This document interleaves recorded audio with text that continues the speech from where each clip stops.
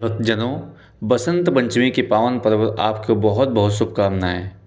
नवरात्रि, गुप्त नवरात्रि जो पड़ती है उसके 5वें दिन यह पवित्र त्यौहार मनाया जाता है।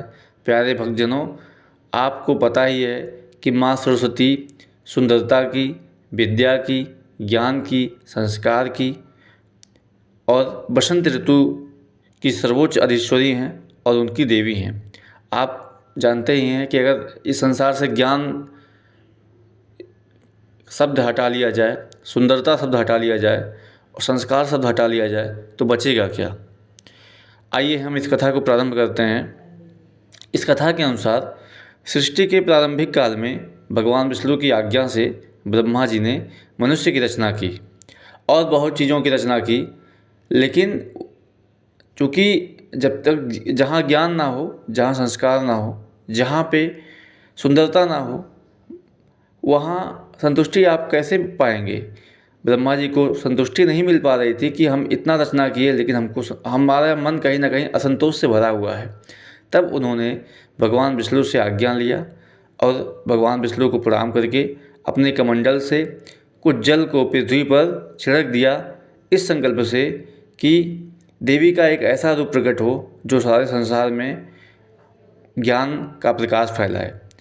और पृथ्वी पर कंपन होने लगा और उसी समय एक अद्भुत शक्ति के रूप में 4 भुजाओं वाली एक देवी का प्राकट्य हुआ। बोली सरस्वती मैया की जय। उनके हाथ में एक बीड़ा था, दूसरा हाथ वर प्रदान करने वाला था, वर मुद्रा में था, और वहीं और दोनों हाथों में, एक हाथ में पुस्तक था और एक हाथ में माला था। जब देवी ने बीड़ा का मधुर बीड़ा बजाया तो संसार के समस्त जीव जंतुओं को वाणी प्राप्त हो गई। वे बोलने लगे। इससे पहले वे बोल नहीं पा रहे थे, वे बोलने लगे। तब ब्रह्मा जी ने उन देवी को वाणी की देवी सरस्वती कहा।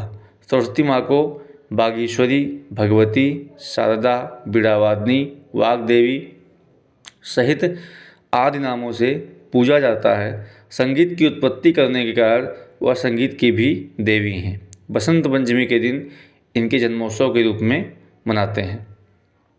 पुराणों के अनुसार भगवान श्री कृष्ण ने माँ सरस्वती को यह वरदान दिया था कि हे माता, आज बसंत पंचमी के दिन से आपकी आराधना की जाएगी। इस कारण हिंदू धर्म में बसंत पंचमी के दिन इस विद्या की देवी माँ जगदम्बा सरस्वती की पूजा का विशेष महत्व है। प्यारे भक्तजनों, कथाएं तो अनंत हैं, लेकिन माँ के आशीर्वाद के बिना इस संसार का चलना असंभव है। आप सभी इस वीडियो को अवश्य लाइक करिए।